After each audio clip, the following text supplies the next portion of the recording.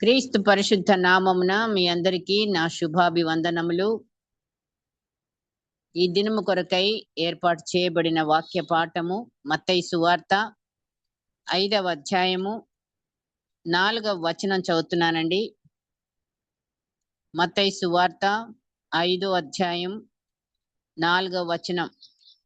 దుఃఖపడువారు ధన్యులు, వారు ఓదార్చబడుదురు. దేవుడు తన పరిశుద్ధ వాక్కులు మనందరి హృదయములలో ఫలింపచేయునుగాక. దుఃఖపడువారు ధన్యులు, వారు ఓదార్చబడుదురు అనే మాట మరి యేసయ్య తన నోరారా పలికిన మాట. మనకందరికీ సాధారణంగా మరి ఈ లోకంలో ఏమిష్టం? దుఃఖపడటం ఇష్టమా అండి? సంతోషంగా ఉండడం ఇష్టమా? మానవులమైన మనము కోరుకునేది ఎప్పుడు కూడా సంతోషమే, ఆనందమే. మరి దుఃఖాన్ని ఎవరం కూడా కోరుకుంటానికి ఇష్టపడరు కదా. అవును. అయితే మరి ఇది దేవుని దృష్టికి ఎందుకు భిన్నంగా ఉంది? మనం ఎప్పుడూ విచారాన్ని, బాధను, అనారోగ్యాల్ని కానీ, ఓటమిలను కానీ, వేదనలను కానీ ఇష్టపడతామా? ఇష్టపడం. వీటి ద్వారా దుఃఖమే కదా. అయితే వీటి గుండా వెళ్లాల్సి వచ్చినప్పుడు నిజంగా ఇది మనకు ఆశీర్వాదమే అని మనకు జ్ఞాపకం వస్తుందా? రాదు కదా. అందుకనే మరి మనం ఎల్లప్పుడు కూడా మరి మనం దేవుళ్ళో ఉంటున్నాము, అనుదినం వాక్యం ధ్యానిస్తున్నాము, వింటున్నాము, దేవుని యొక్క వాగ్దానాలు మనకు ఉన్నవి. ఇన్ని ఉన్నా కూడా మరి ఈ మాట చదివినప్పుడు దుఃఖపడువారు ధన్యులు, వారు ఓదార్చబడుదురు. మనం దుఃఖంలో వచ్చే సమయాలు ఎన్నో మనకి తారసిలుతా ఉంటాయి, కానీ మనం ధన్యులంగా భావించము. అనేక సార్లు మనం చాలా అప్సెట్ అవుతా ఉంటాం. అయితే జ్ఞాని అయిన సొలొమోను మరి జీవిత రహస్యాలన్నిటినీ కూడా తన జ్ఞానంతో, దేవుడిచ్చిన ఆ జ్ఞానంతో క్షుణ్ణంగా పరిశీలించి గ్రహించాడు. అతడు తన జీవితంలో ఇలాంటి ఎత్తుపల్లాలను, సంతోష దుఃఖాలను, జయ అపజయాలను తన జీవిత అనుభవంతో క్షుణ్ణంగా తెలుసుకున్నాడు. అందుకే ఇలా రాశాడు. ఏమని? ప్రసంగి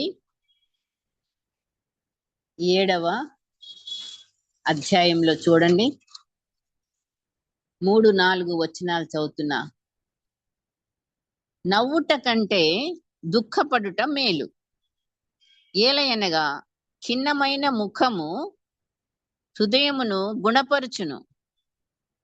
జ్ఞానుల మనస్సు ప్రలాపించు వారి ఇంటి మీద ఉండును, అయితే బుద్ధిహీనుల తలంపు సంతోషించు వారి మధ్య ఉండును.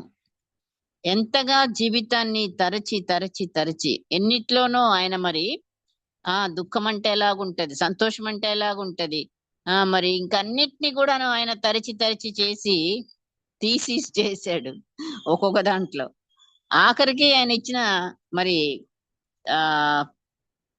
సారాంశం చూస్తే ఇక్కడ మనం చదివాను కదా, నవ్వుట కంటే దుఃఖపడుట మేలు. ఖిన్నమైన ముఖము, ఎందుకంటే మరి ఆ ఖిన్నమైన ముఖము హృదయమును గుణపరచునంట. అది ఆయన తెలుసుకున్నాడు. సో మనకు కూడాను ఈ అనుభవం రావాలి.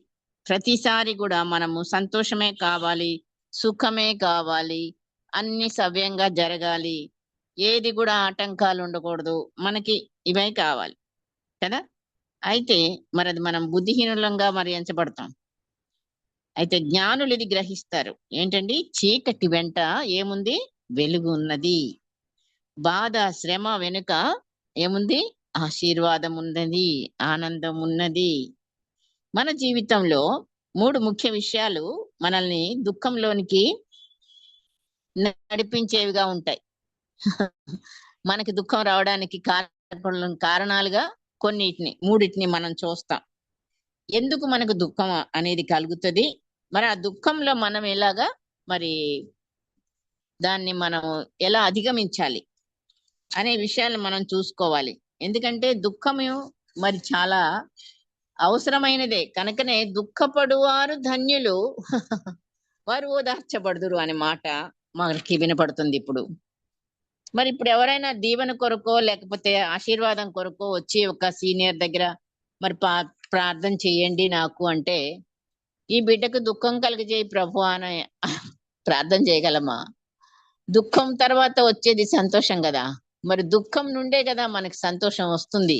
దుఃఖపడితేనే దుఃఖపడువారు ధన్యులు. సో ఈ దుఃఖము ధన్యత రెండు కలిసి ఎలా ప్రయాణిస్తున్నాయి? మరి అలాగా దేవుని యొక్క మరి విధులను మనం గమనిస్తే, ఆయన మాటలను మనము తరచి గ్రహించడానికి పరిశుద్ధాత్మ దేవుడే మనకి నేర్పించేవాడుగా ఉన్నాడు. సో ఈ 3 రకాల దుఃఖాలు మనల్ని ఆవరించేటివిగా ఉంటాయి. ముఖ్యంగా మరి ఒకటి పాపము విషయమైన దుఃఖము. నిజమే కదా, పాపము అనేది ఏం కలుగజేస్తుంది? దుఃఖాన్నే కలుగజేస్తుంది. పౌలు గారు అంటున్నాడు, కొరింథీ సంఘంలో ఉన్న ఒక పాపాన్ని ఆయన గుర్తించి ఆ పాపాన్ని ఖండిస్తూ, మరి మొదటి కొరింథీ పత్రిక 5వ అధ్యాయము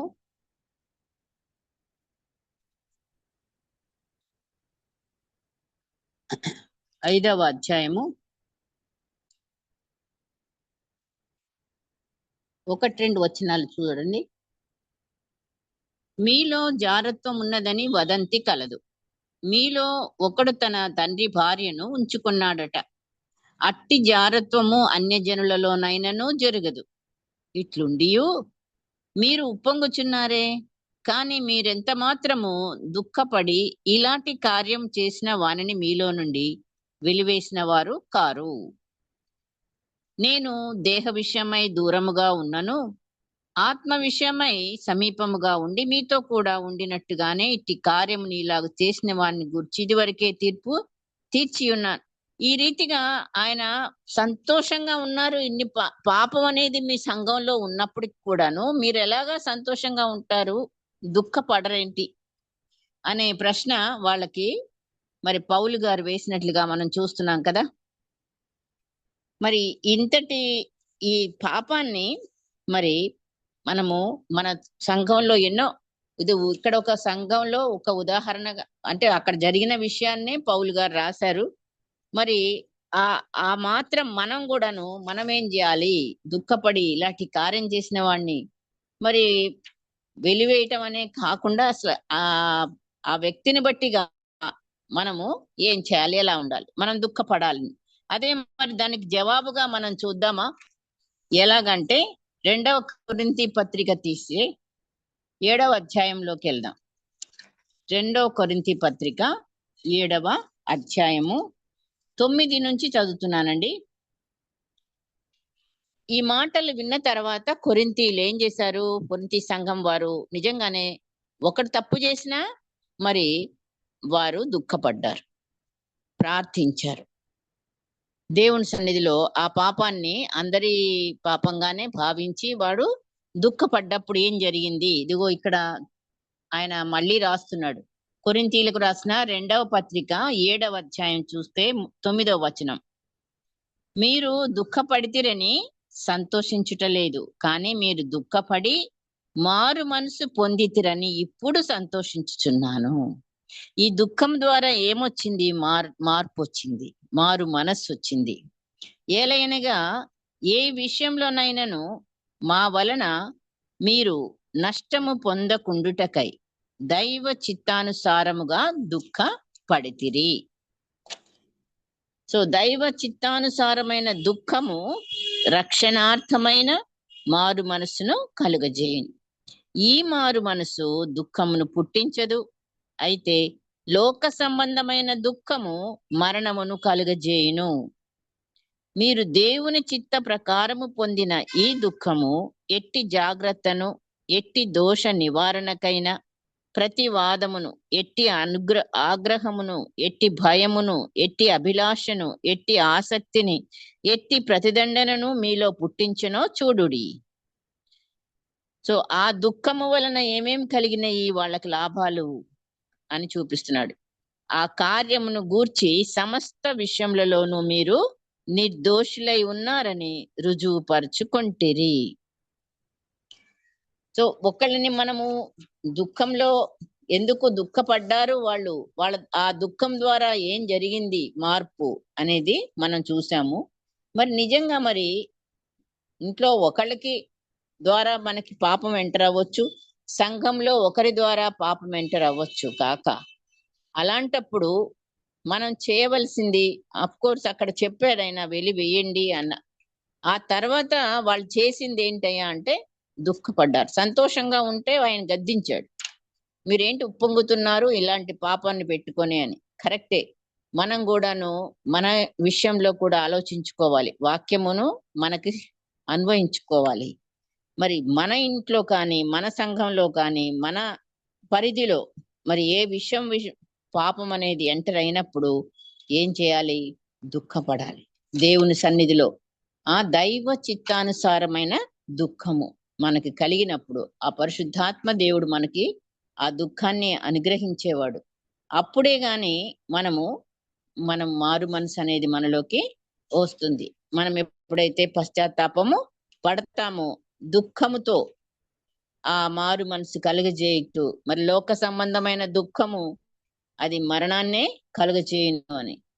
తర్వాత దుఃఖము మరి ఈ యొక్క పాపాన్ని మనము ఒప్పుకున్నప్పుడు క్షమాపణ. నెక్స్ట్ వచ్చేది మనకి క్షమాపణ, దేవుని నుండి క్షమాపణ. మరి తప్పు చేసిన వారికి సంఘంలో పశ్చాత్తాపంతో ప్రార్థించినప్పుడు దేవుడు మనల్ని కనికరించి క్షమించుట ద్వారా మనకి గొప్ప నెమ్మది, గొప్ప ఆదరణ అనేది మనకి ఇంకొక ఉదాహరణ చూస్తే ఇక దావీదు గారే మనకు కనబడతాడు కదా. బత్షెబతో మరి ఆయన చేసిన పాపం విషయంలో, మరియు యుద్ధంలో ఊరియాను చంపించిన విషయంలో మరి అప్పుడు ఆయనకేమీ అనిపించలేదు, తప్పుగా తోచలేదు, పశ్చాత్తాపం రాలేదు. అసలు మామూలుగానే ఆ దోషాన్ని కప్పిపుచ్చుకోవడానికి, ఒక దోషాన్ని కప్పిపుచ్చుకోవడానికి మరొకటి చేస్తూ అలాగా ఊరియాని కూడా చంపించి ఆవిడ్ని భార్య చేసుకున్నాడు. ఇది ఎవరికి తెలియదు అని అనుకున్నాడు అంతే. కానీ దేవుడి దృష్టిలో ప్రతిదీ కూడా మరి బాహాటమే. దేవుడు ప్రవక్త అయిన నాతానును కొంతకాలం చూసి చూసి చూసి దావీదులో ఏ మార్పు లేనప్పుడు ఇంకా ఆయనను పంపించాడు. తన పాపాన్ని వెల్లడిపరిచినప్పుడు ఆ మనుష్యుడవు నీవే ముందు ఒక ఉదాహరణ చెప్తాడు. చెప్తే ఆ వ్యక్తిని చంపేయాలన్నంత కోపం వచ్చేస్తుంది దావీదుకి. కానీ అది నాకే అనుభవించుకోవాలని తన పాపాన్ని జ్ఞాపకం చేసుకోలేకపోయాడు. కాబట్టి దావీదుతో డైరెక్ట్ గానే మరి నాతాను ఆ మనుష్యుడవు నీవే అన్నప్పుడు తనకెప్పుడు అర్థమైంది. అర్థమై ఏం చేశాడు? పశ్చాత్తాపం పొందాడు. నిజంగానే మరెంతో పశ్చాత్తాపంతో దేవుని సన్నిధిలో పాపాన్ని ఒప్పుకున్నట్లుగా మనకు తెలుసు. అది 51వ దావీదు కీర్తన మనము చూస్తాము. ఈవెన్ 31వ దావీదు కీర్తన కూడా చూస్తే మరి అక్కడ ఆయనకి జవాబు కూడా మరి మనం చూస్తాం. పాపము ఎప్పుడైతే మరి దేవుడు క్షమించినట్లుగా కూడా తను గ్రహించాడో, మరి ఆ దుఃఖాన్ని తిరిగి సంతోషంగా మరి మార్చబడింది. కీర్తనల గ్రంథంలో మనము ఈ మాట చూస్తాం మరొక చోట. కీర్తనలు మరి 30వ కీర్తన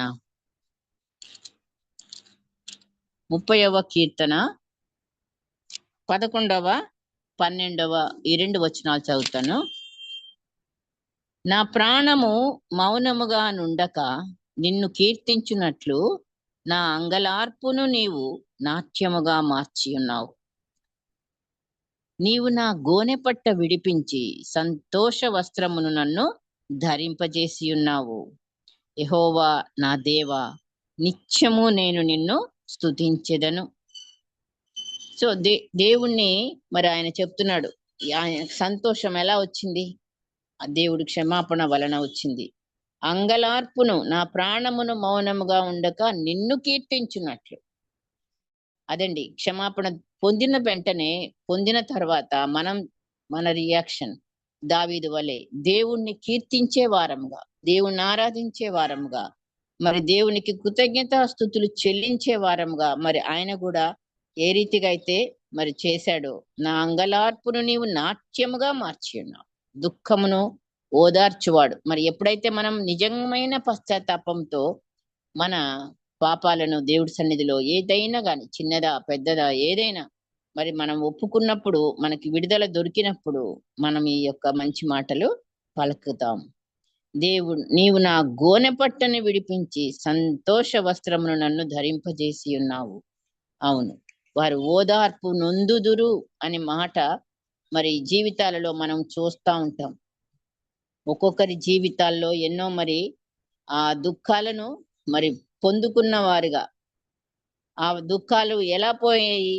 దావీదు వలెనే మనం పశ్చాత్తాపం పొందినప్పుడు పాపాని కొరకు వచ్చిన దుఃఖమును మనము దాని నుంచి విడుదల పశ్చాత్తాపంతోనే మరి దేవుని సన్నిధిలో ఒప్పుకున్నప్పుడు మనకి నిజంగా మరి యాకోబు పత్రికలో కూడా చూడండి, 4వ అధ్యాయంలో 8, 9 వచనాలు కూడా గమనిస్తే, పాపులముగా దిమనస్కులముగా కూడా మనం ఉన్నాము.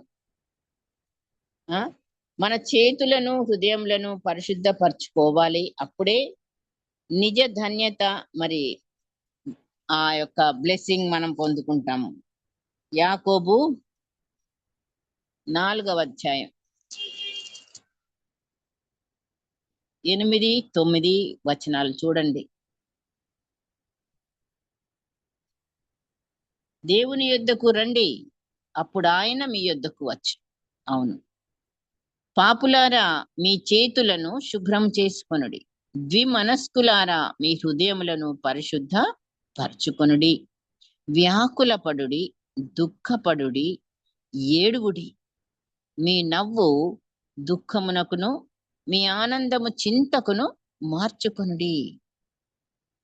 అలాగా మనము దేవుని సన్నిధిలో మరి నిజంగా మనము ఏ చిన్న విషయమైనా సరే దాన్ని తేలిగ్గా ఒక మాట చెప్పేసి మనం తేలిగ్గా తీసేస్తాము. లేదంటే పర్వాలేదు, అందరూ ఇలాగే ఉన్నారు అనే ఒక ఇదిలో పోతుంటాము. కానీ అది కాకుండా మన హృదయాలను పరిశుద్ధపరచుకునే బిడ్డలముగా 2 మనసులలో కలుస్తాం. ద్విమనస్కత్వం అనేది చాలా మనకు వస్తా ఉంటది ఒకటి. సో సాతానుడు కలిగించే ఆ 2వ మనస్తత్వాన్ని మనం తొలగించుకొని మనము పరిశుద్ధాత్మ చేత మరి ఈ యొక్క ప్రేరణలోకి, పశ్చాత్తాపం అనే ప్రేరణలోనికి రావాలి. మనం ఎప్పుడైతే ఏది జరిగినా గానీ ఎక్కడికి వెళ్ళాలి? దేవుని దగ్గరికే రావాలి.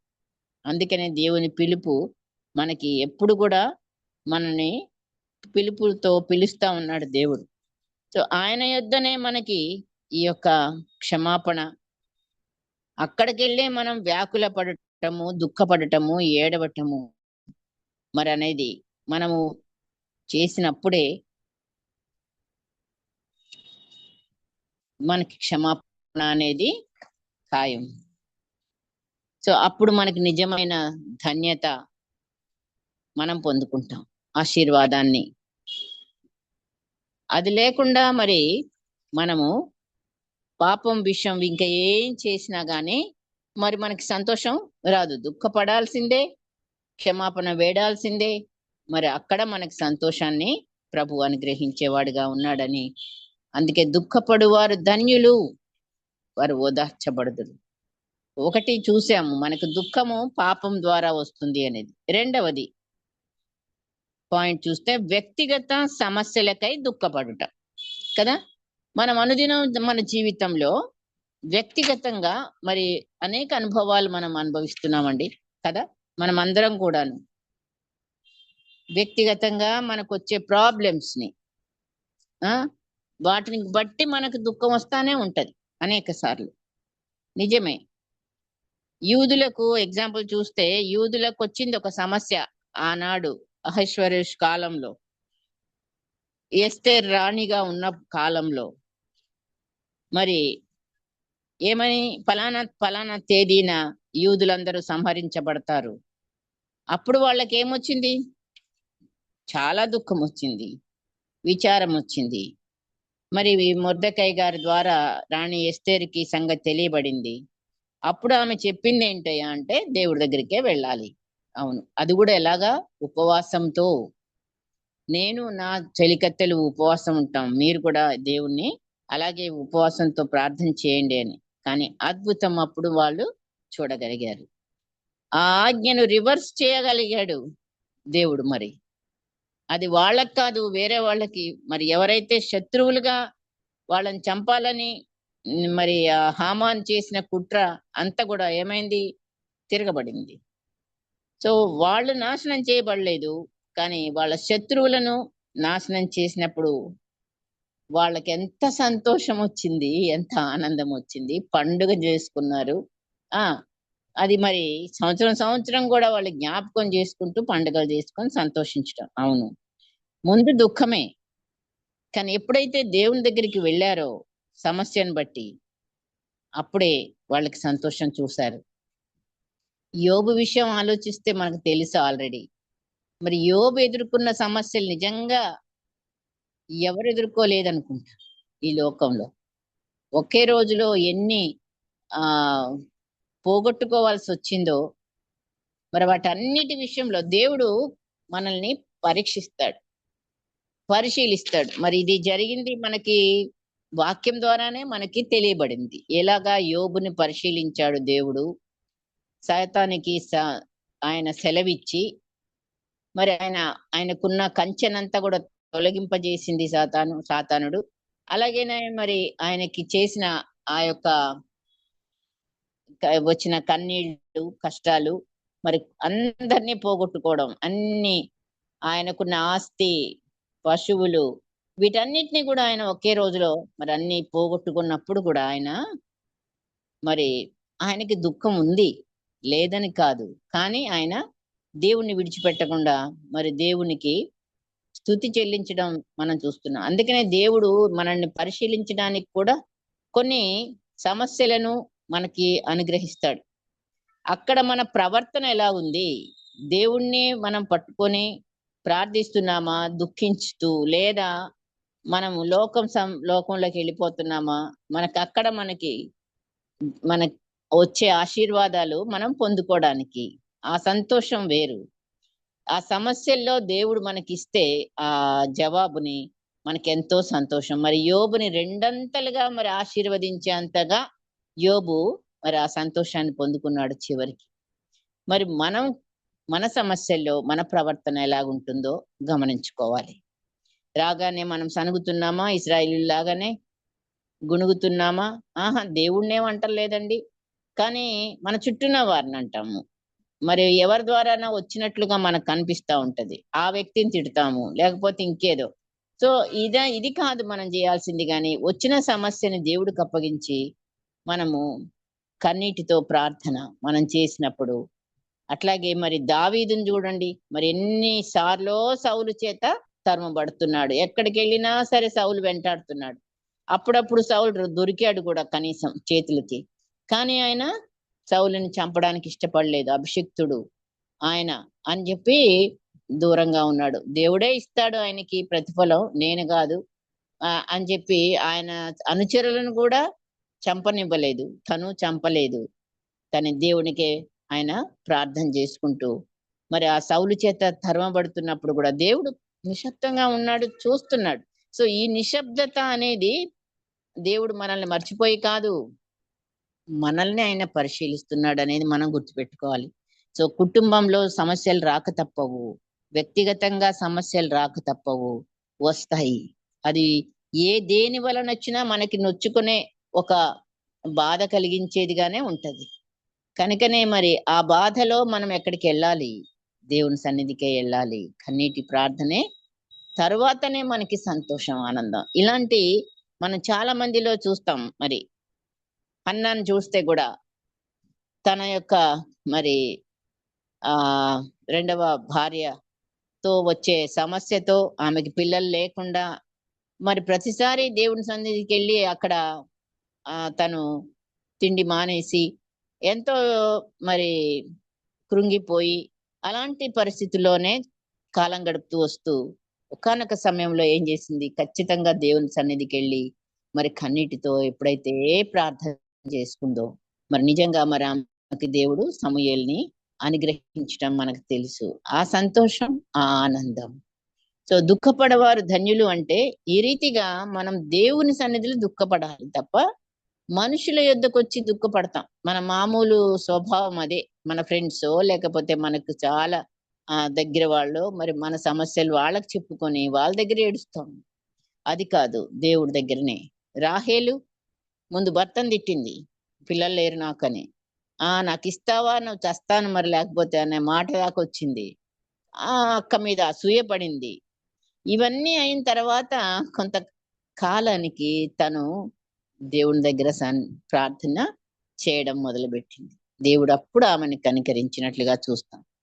ఇప్పుడు లేయా ద్వేషించబడటం కూడా, లేయా దేవుని దగ్గరికే వెళ్ళింది. సో ఇలాగా మరి మనం వ్యక్తిగతంగా మనకు వచ్చే సమస్యల్లో కూడా మనం ఏం చేయాలి? దుఃఖపడాలి. ఎక్కడ? దేవుని సన్నిధిలో దుఃఖపడి మనము ఆ సమస్యను దేవుడికి అప్పగించినప్పుడు ఖచ్చితంగా మరి దుఃఖపడు వారు ఏమవుతారు? ఓదార్చబడదు. ధన్యులు. అట్టి ధన్యతను మనము దాన్ని ధన్యతగా భావించి మనం దుఃఖపడాలి. అది మనకొచ్చిన సమస్యను, మనకొచ్చిన అనారోగ్యం కావచ్చు, మనకొచ్చిన ఏదైనా మరి మనకి రకరకాలుగా ఓటమిలు రావచ్చు, కృంగుబాటులు రావచ్చు. వీటన్నిటిలో దేవునికి మనం అప్పగించుకోవాలి. అప్పుడే గాని మనకి వెనకాల సంతోషం ఉన్నదని గుర్తుపెట్టుకుందాం. ఎప్పుడు కూడా దేవుడు అన్యాయం చేసే దేవుడు కాదు. మరి మూడవదిగా మనం గమనిద్దాం, దుఃఖము మరి దేని కొరకు? దేవుని రాజ్యము కొరకు దుఃఖపడుట. ఇప్పుడు మనము మన సమస్యల కొరకు దుఃఖపడుతున్నాం దేవుని దగ్గరికి వచ్చి. అలాగే మరి మొదటిగా మన పాపం విషయమై దుఃఖపడుతున్నాము. రెండవది సమస్యల కొరకు అనుదినంగా. మూడవది రాజ్యము, దేవుని రాజ్యము కొరకు దుఃఖపడుట. నిజంగానే మరి చూస్తే ఎప్పుడైతే రాజైన సౌలుని మరి తన అవిధేయతను బట్టి దేవుని కోపం వచ్చేసి ఆయనను తొలగించేస్తాను అనే మాట సమూయేలుతో చెప్తాడు కదా. మరి ప్రవక్త సమూయేలు ప్రతిరోజు ఆయన మరి సౌలును బట్టి దుఃఖపడుతున్నాడంట. అంటే సౌలుని తీసేస్తాడని, సౌలుని వెనకేసుకోవడానికైనా కాదు. సౌలు ఒకవేళ రాజ్యాన్ని కోల్పోతే ఇప్పుడు ప్రజల సంగతి ఏంటి? దేవుని ప్రజలు, దేవుని రాజ్యము మరి ఎట్లాగా అన్న భారంతో ఆయన దుఃఖపడుతున్నాడు. దేవుని రాజ్యము, దేవుని ప్రజలు. నిజమే, మనం కూడా మన పర్సనల్ గా వచ్చే ప్రాబ్లమ్స్ కంటే కూడా ఇతరుల కొరకు మనం ఎప్పుడైతే దుఃఖపడతామో అదే మరి దేవుని రాజ్యం కట్టబడడానికి, దేవుని రాజ్యం విస్తరించబడడానికి ఈ లోకంలో మరి ఎందరో మరి ఈవెన్ బైబిల్లో మనం చూస్తే అలాగా దుఃఖపడ్డ వాళ్ళలో మరి మనం కొంతమందిని చూడొచ్చు. ఇప్పుడు సమూయేలు ఇలాగా సౌలుని దించేస్తున్నాడు రాజు, దేవుడు అని తెలిసిన వెంటనే దుఃఖపడటం, ఆయన కొరకు ప్రతిరోజు ఎంతకాలం నువ్వు దుఃఖపడతావు ఇలాగా? ఇదిగో నేను నా ప్రజల కొరకు మరొకరిని ఎన్నుకుంటున్నాను అని చెప్పి ఆ దావీదు అడ్రస్ చెప్పి అక్కడికి వెళ్ళమంటాడు కదా. సో ఆ రీతిగా మరి ఆ యొక్క ప్రజల కొరకు వారికి ఎవరు లేరే, మరి రాజు లేకుండా అయిపోతాడే అనే ఒక బాధ, దుఃఖము మనలో కూడా కలగాలి. ఇంకొక వ్యక్తిని చూస్తే దానియేలు కదా. అవునండి, దానియేలు కూడా మరి తన యొక్క పర్సనల్ కొరకు ఆయన కాదు, కానీ ప్రతిరోజు ఆయన మరి ప్రార్థించేవాడు. ఎప్పటి నుంచో చేస్తున్నాడు ప్రార్థన. మరి చివరిగా ఆయనకి తెలిసింది యిర్మీయా గ్రంథం ద్వారా 70 సంవత్సరాలు ముగించేటప్పుడు మరి వీరికి చెర నుండి విడుదల వీరి చెరలో ఉన్నారు బబులోన్లో 70 సంవత్సరాలు. అది ముగించే సమయం దగ్గరికి వచ్చినప్పుడు ఆయన ఏం చేశాడు? 21 రోజులు ఉపవాసం ఉండి మరి ప్రార్థనలు మొదలు పెట్టాడు. దుఃఖపడుతున్నాడు. ఆ ప్రార్థనలు దేవునికి చేరాయి. దేవుడు జవాబు కూడా పంపాడు, మనకు తెలుసు. కాబట్టి ఆ ప్రజల కొరకు మరి తన దేశం కొరకు ఆయన చేసిన ప్రార్థన, దేవుని సంఘము. సో ఈ రీతిగా దేవుని రాజ్యము కొరకు మనం ప్రార్థించే బిడ్డలంగా మరి దానియేలు చేశాడు. అలాగే నెహెమ్యా మరి ఆయన మంచి పొజిషన్ లో ఉన్నాడు. కానీ నెహెమ్యా ఎప్పుడైతే యెరూషలేము యొక్క గోడలన్నీ కాలిపోయినవి, అవి లేవు, ఇప్పుడు అంతా ఇదిగా ఉన్నది అని చెప్పినప్పుడు ఆ మాటలు విని ఎంతో దుఃఖపడ్డాడంట. ఉపవాసం ఉన్నాడంట. మరి రాజు దగ్గరికి ఆ ఖిన్నమైన ముఖంతో వెళ్ళాడు. ఆయన కనుక్కున్నాడు. మరి ఆ రీతిగా నెహెమ్యా దుఃఖపడి మరి దేవుని ప్రార్థించి ఉట్టిగానే ఉన్నాడా అంటే తానుగా మరి రంగంలోకి దిగాడు. నేనే వెళ్ళి ఎందుకు కట్టకూడదు ఆ గోడలు? సో ఆ జీల్ అతనిలో ఉన్నది.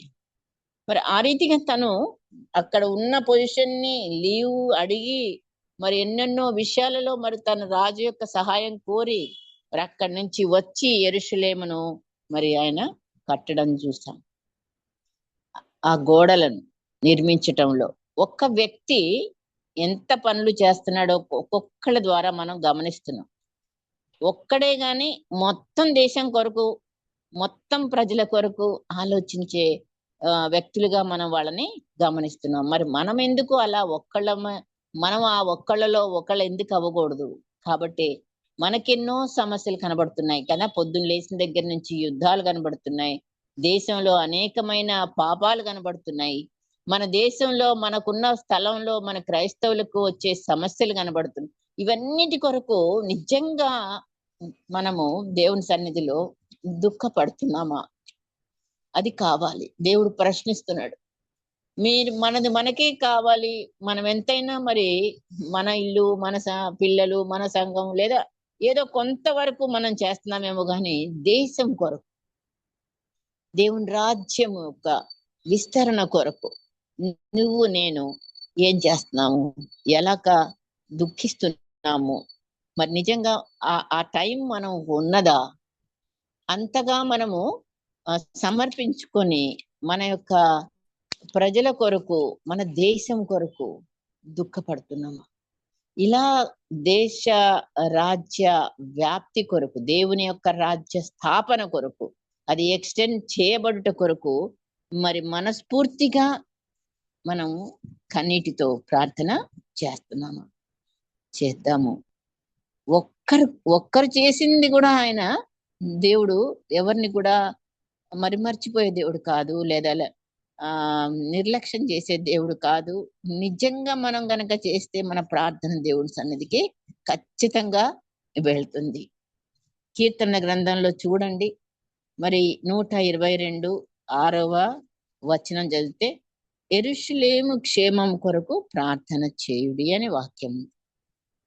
సో అనుదినం కూడా మరి దేవుని ప్రజల క్షేమం కొరకు, దేవుని యొక్క పట్టణం కొరకు, దేశం కొరకు మనం ప్రార్థించే వారంగా ఉండాలి. మన ప్రార్థన విన్నపాలలో ఇదొకటిగా మనం యాడ్ చేసుకొని ప్రతిరోజు కూడాను మరి చాలా భారంగా మనము మన దేశం కొరకు, మన ప్రజల కొరకు, ఎందుకంటే యెరూషలేము క్షేమం కొరకు ప్రార్థన చేయుడి కదా.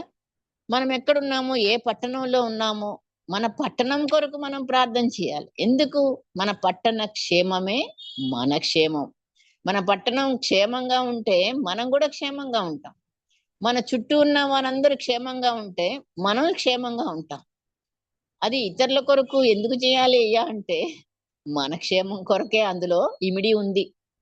కాబట్టే మరి మన పట్టణం కొరకు మనం ప్రార్థన చేసేవాళ్ళంగా, మన దేశం కొరకు మనం ప్రార్థన చేసేవాళ్ళంగా, మరి ఎందుకంటే దేశంలో కరువు, కాటకాలు, పేదరికాలు, ఇంకా ఎన్నెన్నో శాపాలు కొని తెచ్చుకునే బిడ్డలంగా ఉంటాం. అందుకే మరి మనకి ఆ యొక్క అనర్థాలు జరగకుండా ఉండాలంటే దేవుని బిడ్డలంగా మనకి బాధ్యత ఉంది.